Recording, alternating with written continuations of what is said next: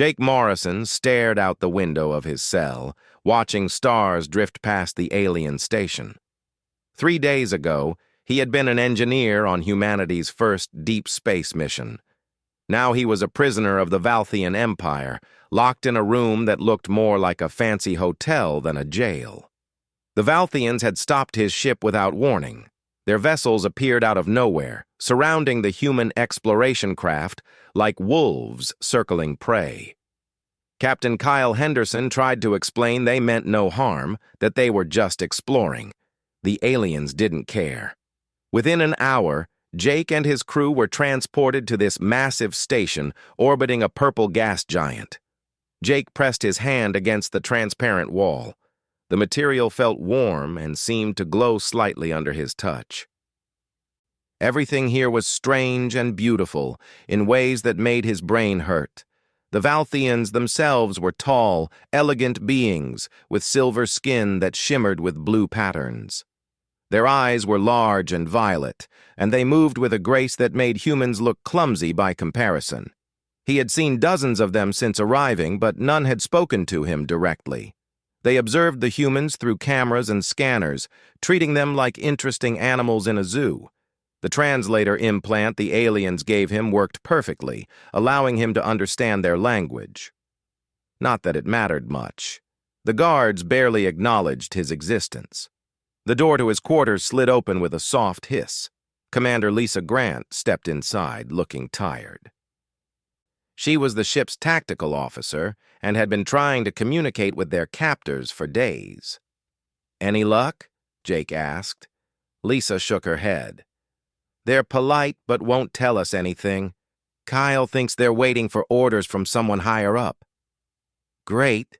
So we just wait here?" "Looks like it." Lisa sat down on the strange furniture that adjusted itself to her body. "Could be worse. The food is actually pretty good." Jake managed a weak smile. Lisa was right. Their captors weren't cruel. The quarters were comfortable, the food was edible, and they weren't being tortured or experimented on. Still, being a prisoner was being a prisoner, no matter how nice the cell. Lisa left after a few minutes, and Jake found himself alone again. He tried to read some of the information files the Valthians provided about their empire. But the words blurred together. Exhaustion pulled at him. He hadn't slept well since the capture, too anxious about what would happen next. He lay down on the bed, which molded itself around him like soft clay. Within minutes, sleep took him. Jake didn't know it, but earlier that day, Princess Lyria had arrived at the station. She was the crown princess of the Valthian Empire, daughter of Emperor Theron himself. At 26 cycles old, she was brilliant, curious, and deeply bored with court life. When she heard about the captured humans, she demanded to see them. Her guards and advisors protested. The humans were primitive, possibly dangerous. But Lyria insisted. She had studied xenobiology and found other species fascinating. These humans were the first new intelligent species discovered in 200 years. She wanted to observe them personally. The station commander gave her access to all surveillance recordings. Lyria spent hours watching the humans, noting how they interacted with each other and their environment. They were so different from Valthians. Loud, emotional, expressive. Where her people were calm and controlled, these humans seemed to feel everything intensely. One human caught her attention more than the others, Jake Morrison, according to his file. An engineer and scientist. She watched him examine his quarters, touching everything with curious fingers. She noticed how he tried to figure out how things worked, his mind clearly active even in captivity. That evening, Lyria reviewed the latest recordings. She noticed Jake had fallen asleep. The recording was marked as routine, nothing interesting. But Lyria decided to watch it anyway. What she saw made her laugh for the first time in weeks. Jake was talking in his sleep. His translator implant was still active, broadcasting his dreams in perfect Valthian. At first, it was just random words, something about engines and cosmic dust. Then his mumbling became clearer. "The princess," he said. his voice soft and confused. "She's so tall, and those lights on her skin, they're like stars decided to be a person." Lyria leaned forward, her violet eyes wide with surprise.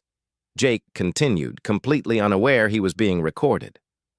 "I should be terrified. We're prisoners. But when she walked past earlier, I forgot to be scared. Is that stupid? That's probably stupid." He shifted in his sleep, his face scrunching up. "She looked at me for maybe 2 seconds. 2 seconds. And I'm here thinking about it like a complete idiot. Focus, Jake. Aliens. Prison. Not a good time to think about how beautiful someone is." A pause. Then, "But she really is beautiful. Even for someone who might decide humans aren't worth keeping alive. Great priorities, Morrison. Really great." The recording ended as Jake rolled over and went silent. Lyria sat back in her chair, a genuine smile on her face. In her entire life, no one had ever spoken about her like that. Every compliment she received was calculated, designed to gain favor or advantage. Court politicians praised her with empty words. Suitors from other noble families spoke of her beauty in formal, meaningless poetry. But this human, this Jake Morrison, had no idea anyone was listening. His thoughts were completely honest, unfiltered by protocol or ambition. He thought she was beautiful and felt guilty about it because of their situation. He called himself an idiot for being distracted by her appearance. It was refreshing, it was funny, it was real. Lyria made a decision. She would meet this human personally, not just observe him through cameras, but actually talk to him. Her advisors would object, but she didn't care. For the first time in months, she felt genuinely curious about someone.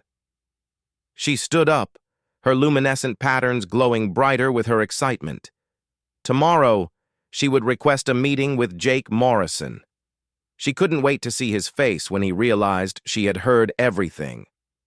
The thought made her laugh again, a sound that surprised even her guards standing outside her door. Jake woke up feeling more rested than he had in days. He stretched and looked around his cell, trying to remember his dreams. Something about the princess, maybe? The memory slipped away before he could catch it. He was eating breakfast when the door opened. A Valthian guard stood there, taller than any human Jake had ever seen. The guard's luminescent patterns pulsed with a steady blue rhythm. "Jake Morrison," the guard said through the translator. "Princess Lyria requests your presence." Jake nearly choked on his food. "The princess? Why?" "She did not share her reasons with me. You will come now." It wasn't a request. Not really. Jake stood up, his heart racing. Lisa had mentioned seeing a new group of important-looking Valthians arrive yesterday. One of them must have been the princess. But why would she want to see him specifically? The guard led him through corridors that seemed to shift and change color as they walked. Other Valthians stopped to stare at the human being escorted through their station. Jake tried to ignore their curious gazes. They arrived at a large door that slid open silently. The room beyond was beautiful. Plants from dozens of worlds grew in carefully arranged sections. A large window showed the purple gas giant in all its glory. And standing near that window was the princess. Jake recognized her immediately. He had seen her briefly the day before, walking past with her entourage. She was even more striking up close. Tall and elegant, with silver skin marked by glowing blue patterns that seemed to flow like water. Her hair was long and white, and her violet eyes studied him with obvious intelligence. "Jake Morrison," she said, her voice musical and clear.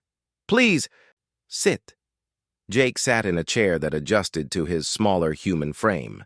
The princess sat across from him, a small smile on her face. "Your Highness," Jake said, not sure what else to say. "You may call me Lyria," she said. "We are alone here except for the guards outside. No need for excessive formality." "Okay, Lyria." The name felt strange on his tongue.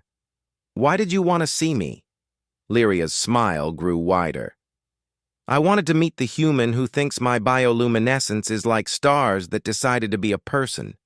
Very poetic for someone from a species that only just discovered faster-than-light travel. Jake felt all the blood drain from his face. Oh no. Oh no, no, no. You heard that, he said weakly. I did. The surveillance system records everything, including sleep talking. Your translator implant was active. Lyria looked genuinely amused rather than angry. You also called yourself an idiot several times, which I found entertaining. Jake wanted to disappear. He wanted the floor to open up and swallow him whole. I am so sorry. That was completely inappropriate. I didn't mean to. To be honest, Lyria interrupted. Don't apologize for honesty, Jake Morrison. It's the rarest thing in my world. Jake stared at her, confused. You're not angry? Why would I be angry? You paid me a compliment, even if you didn't intend for anyone to hear it. Lyria leaned back in her chair. Do you know how many beings have praised my appearance in my life? Thousands? And every single one of them wanted something in return. Power, position, favor, connections. But you were unconscious. You gained nothing from those words. They were simply true to you. Jake didn't know what to say. This was not how he expected this conversation to go. I've been watching your crew, Lyria continued. All of you are fascinating, so emotional, so expressive. You argue and laugh and cry. My people are much more controlled. We consider excessive emotion to be improper. Is that why you captured us? Jake asked. To study us? My people captured you because you entered restricted space. I'm here because I find you interesting. Lyria tilted her head. Tell me about Earth, about humans. For the next hour, Jake talked. At first he was nervous, choosing his words carefully. But Lyria asked questions that showed genuine curiosity. She wanted to know about human culture, history, art, everything. And she listened to his answers with complete attention. Jake found himself relaxing. He told her about Earth's oceans and mountains, about cities and forests. He explained human music and how it made people feel. He described books and movies, the idea of telling stories just for entertainment.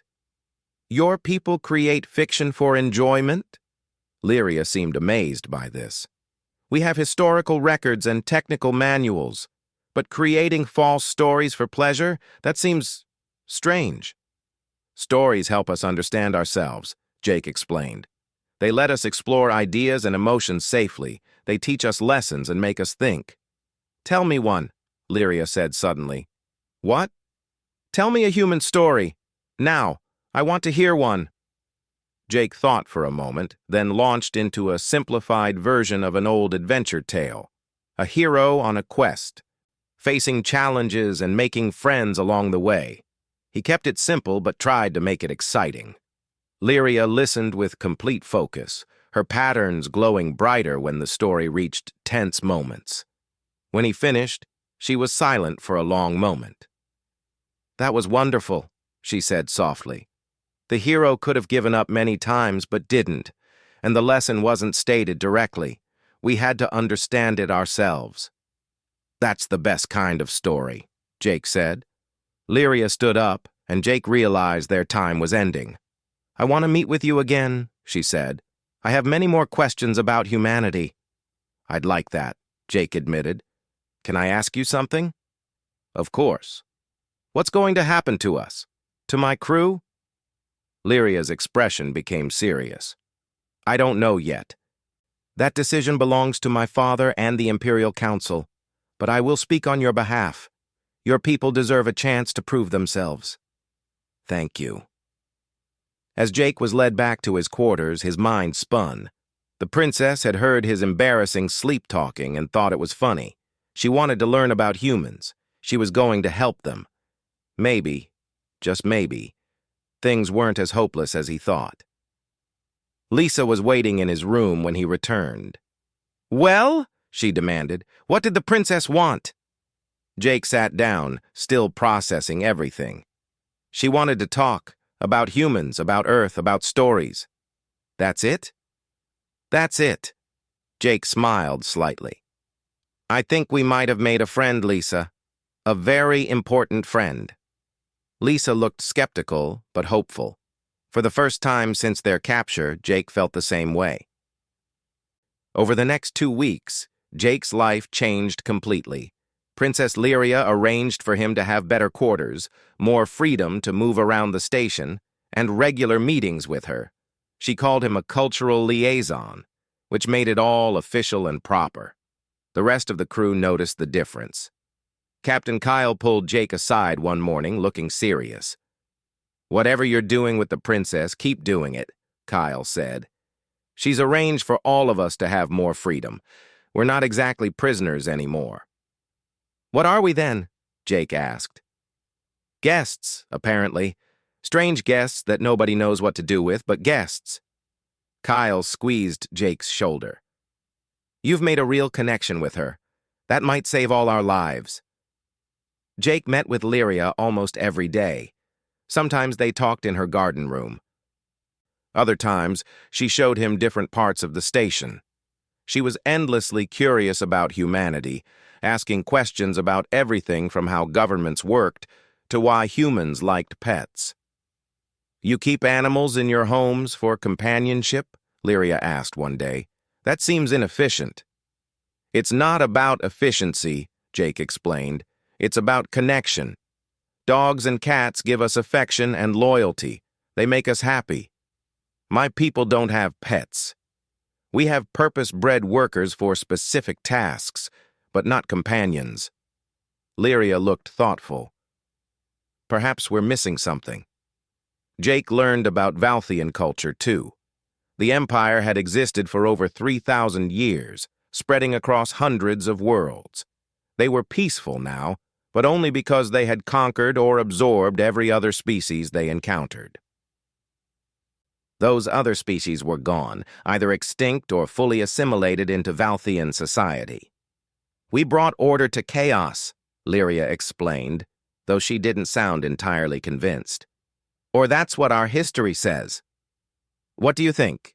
Jake asked carefully. Lyria was quiet for a moment. "I think we brought order, yes. But we also brought stagnation.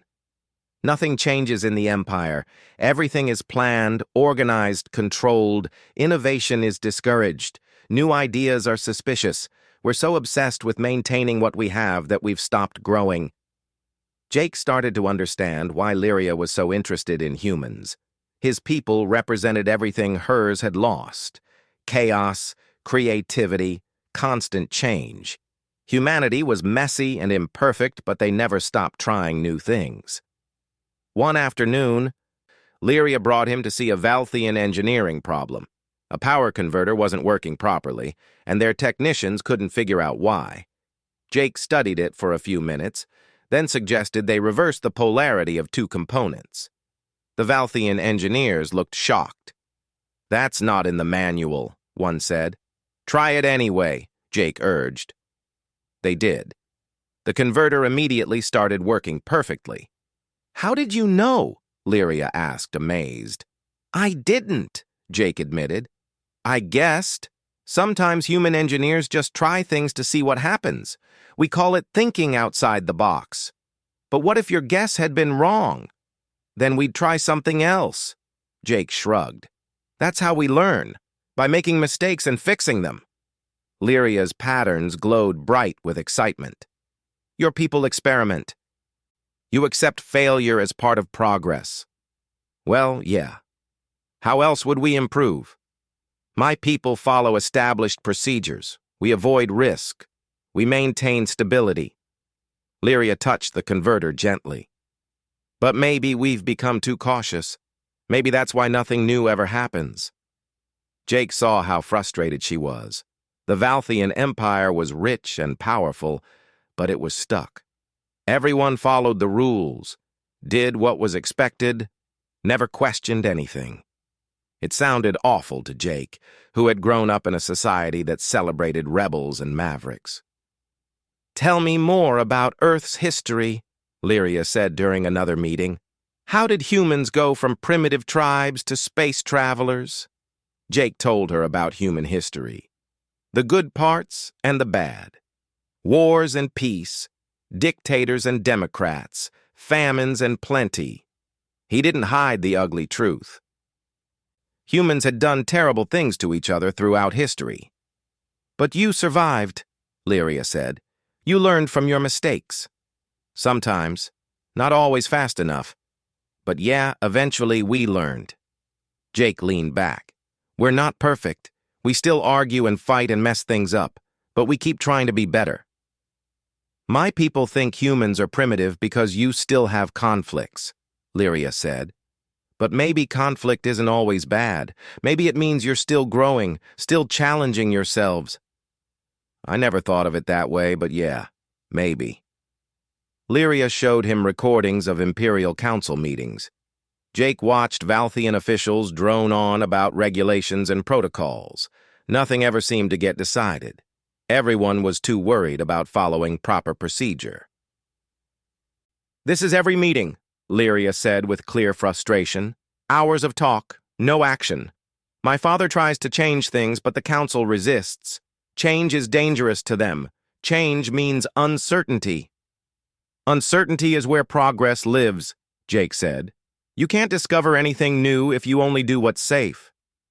Lyria looked at him with something like hope. "Do you really believe one person can make a difference?" "Every major change in human history started with someone saying, 'This isn't good enough,'" Jake said. "One person with courage and a good idea can change everything. Look at the people who invented flight, or computers, or faster-than-light travel. They were all told it was impossible. And they did it anyway. They did it anyway." Lyria was quiet for a long time. Jake could almost see her thinking, planning. She was brilliant and powerful, but she'd been taught to follow rules and respect tradition. Now she was learning that rules could be questioned and traditions could change. One evening, Lyria took Jake to an observation deck. They stood together watching stars drift past, two beings from different worlds sharing a quiet moment. "Thank you," Lyria said softly. "For what? For being honest? For sharing your stories? For showing me that there's more than one way to live?" She turned to face him, her violet eyes serious. "I want to help your people, Jake. I want Earth and the Valthian Empire to work together. But there are others who see humans as a threat." "What kind of threat?" "A threat to the order they've maintained for centuries. You humans ask questions, take risks, try new things. If my people see that, they might start asking questions too. Some officials don't want that." Jake felt a chill. "So what happens now?" "Now I fight for you," Lyria said with determination. "I'm not just a princess. I'm heir to the Empire. It's time I started acting like it." Jake smiled at her. "I believe in you." "Sleep talking aside, you're quite brave for a prisoner," Lyria said, her patterns glowing with amusement. Jake laughed, and for the first time since being captured, he felt genuine hope. Maybe humans and Valthians could find common ground. Maybe Lyria could change her empire. Maybe everything would work out. He just hoped they'd have enough time to make it happen. Everything changed when High Commander Vorak arrived at the station. Jake first heard about him from a worried Valthian guard who had become friendly with the human crew. Vorak was powerful, traditional, and completely opposed to any contact with humans. He commanded a large portion of the Imperial fleet and had the support of conservative council members. "He's here to inspect the human prisoners," the guard whispered. "Be careful. He doesn't see you as people. To him, you're problems that need solving." Jake immediately went to find Lyria. She was in a meeting, but when she saw his face, she dismissed her advisors. "What's wrong?" "Vorak is here. What does that mean for us?" Lyria's patterns flickered dark blue, a sign of stress. "It means my father is being pressured." Vorak wants you declared dangerous and placed in permanent containment. Prison. He wants us in prison forever. Or worse. Lyria paced the room. There are facilities where they keep dangerous species. Isolated, studied, controlled, never released. Jake felt sick. Can he do that? If he convinces the council, yes. Lyria stopped pacing and looked at Jake directly. I won't let that happen. I'm invoking the law of provincial citizens.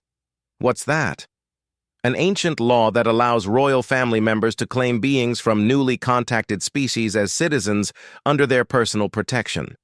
If I claim you and your crew, Vorak can't touch you without going through me first.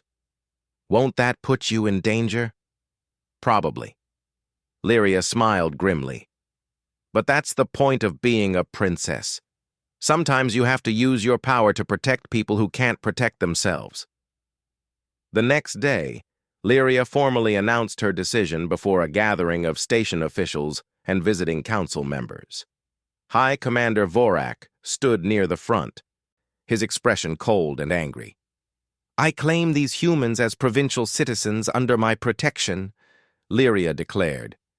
They will be treated as guests of the Empire, not prisoners. Vorak stepped forward immediately. Your Highness, this is highly irregular. These beings are unknown variables. They could be dangerous. They've been here for weeks without causing any problems, Lyria countered. They're primitive. Look at their history. War, conflict, violence. They'll bring chaos to our ordered society. Or they'll bring new ideas and fresh perspectives. Lyria's voice was steady and strong. I've studied these humans extensively. They're intelligent, creative, and capable of remarkable things. They're inferior, Vorak said flatly. Their technology is centuries behind ours. Their culture is crude. They have no place in our empire. The room murmured with agreement. Jake, watching from the side with his crew, felt anger rise in his chest. Inferior? Crude? Maybe humans didn't have technology as advanced as the Valthians, but that didn't make them worthless. Vorak continued his argument. Princess, with respect, you're young and inexperienced. You don't understand the danger these creatures represent. If we accept them as equals, what message does that send? That any primitive species can demand our attention and resources. They're not demanding anything, Lyria said. They were exploring space, just as our ancestors once did. We captured them. We brought them here. The least we can do is treat them fairly. Fair? Vorak's voice dripped with contempt. They have no rights in our empire. They're not citizens. They're specimens. Something snapped in Jake. Before he could think about it, he stepped forward. We're not specimens, he said loudly. The room went silent. Everyone turned to stare at the human who dared speak. Vorak's eyes narrowed. You will be silent, creature. No. Jake's heart pounded, but he kept talking. You want to know about humans? Fine. Yes, we've had wars. Yes, we've made terrible mistakes. We're not perfect. But you know what? We learn. We grow. We keep trying to be better. Irrelevant? Vorak said dismissively. Is it? You talk about how advanced you are, how ordered and peaceful, but when's the last time your empire invented something new? When's the last time anything changed? Jake looked around at the assembled Valthians. You've had peace for 1,000 years because you crushed everyone else and then stopped moving forward. We've had conflict because we never stopped questioning, never stopped trying to improve. Which civilization is truly advanced? The one that's stagnant and afraid of change, or the one that's still growing? The room erupted in shocked murmurs. Several officials looked outraged. A few looked thoughtful. You dare criticize our empire? Vorak demanded. I'm telling the truth. Princess Lyria taught me that honesty is valuable. Jake glanced at Lyria, who was watching him with obvious pride. Humans aren't perfect, but we have something to offer. Creativity, adaptability, the willingness to take risks and try new things. You could learn from us, just like we can learn from you. But that only works if you see us as equals, not as problems. Vorak stepped closer to Jake, towering over him. You're nothing but noise and chaos. Your species has existed for mere thousands of years. Ours has endured for ages. Endured, Jake repeated. Not thrived, not grown. Endured. He straightened his spine, refusing to back down. You're right that humans are young. But young things grow. They adapt. They surprise you. Maybe that scares you.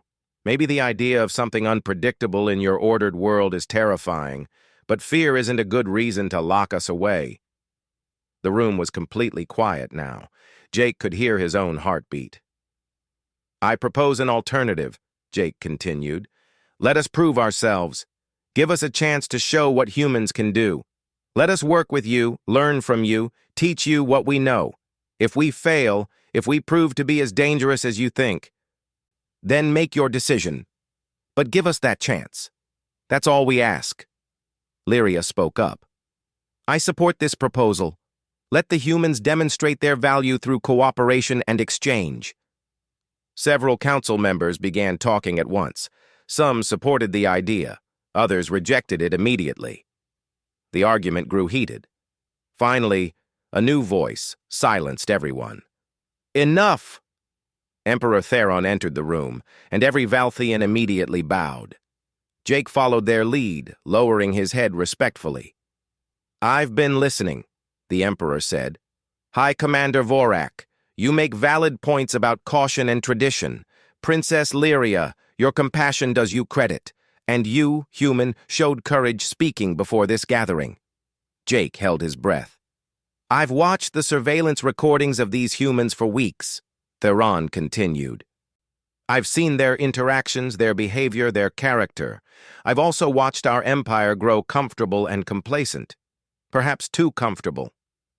Vorak started to speak, but Theron raised a hand for silence. I'm granting the humans provisional freedom. They will remain as ambassadors and cultural liaisons. They will be monitored, but not imprisoned. In 6 months, we'll evaluate whether this arrangement should continue. The Emperor looked directly at Jake. Prove yourselves worthy of trust. We will, Your Majesty, Jake said. Vorak looked furious but couldn't argue with the Emperor's direct order. He bowed stiffly and left the room. After the meeting ended, Lyria found Jake. That was incredibly brave and incredibly stupid, she said. Yeah, I know. Jake felt shaky now that the adrenaline was wearing off. But I couldn't just stand there. I'm glad you didn't. You said things that needed saying. Lyria's patterns glowed warm gold. Now we have our chance. Let's not waste it. The next 3 months passed quickly. Jake and his crew threw themselves into proving humans were worth knowing. Captain Kyle negotiated formal agreements with Valthian officials. Lisa helped train station security in human tactics and thinking. Jake worked with Lyria on cultural exchange programs and joint research projects, but High Commander Vorak hadn't given up. He was looking for any excuse to prove the humans were dangerous. One night, alarms woke Jake from sleep. Lights flashed red throughout his quarters. He rushed into the corridor and found chaos. Valthians running everywhere, shouting about a station malfunction. Part of the environmental system was failing.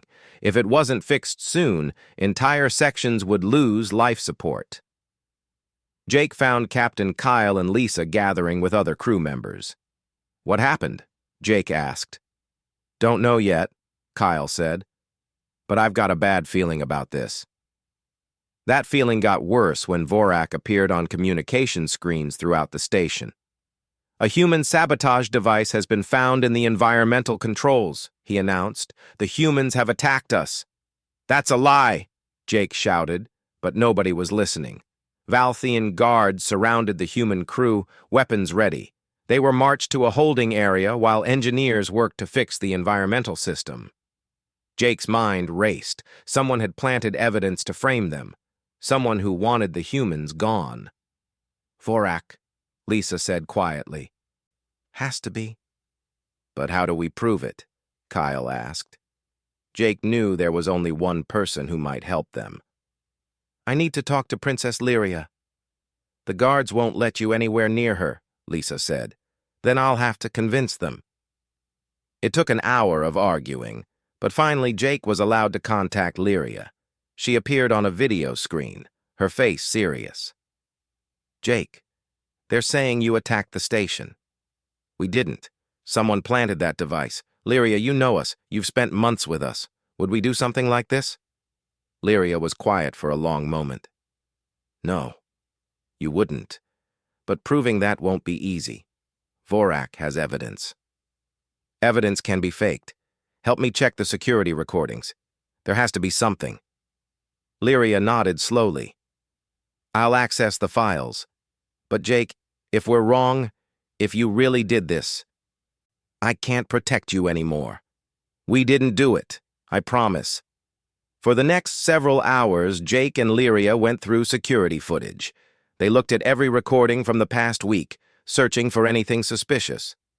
Finally, Jake spotted something. There.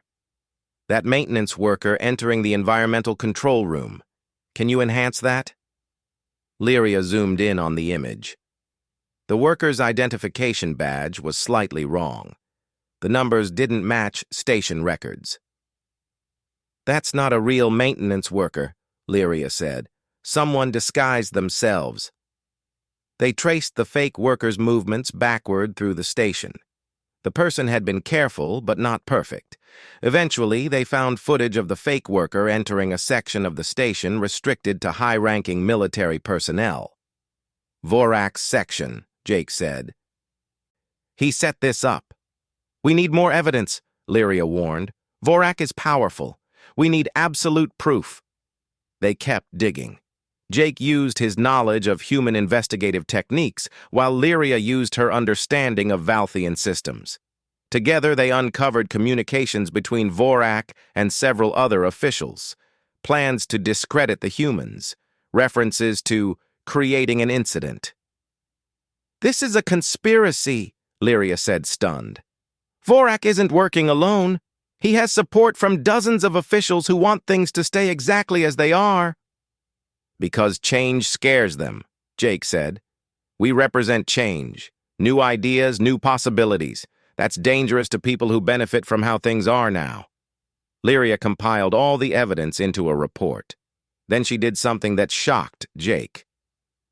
She called for an emergency session of the Imperial Council and demanded her father attend. The session was held immediately. The council chambers were packed with officials, military commanders, and nobles. Vorak stood near the front, looking confident. He thought he'd won. Emperor Theron took his place at the head of the council.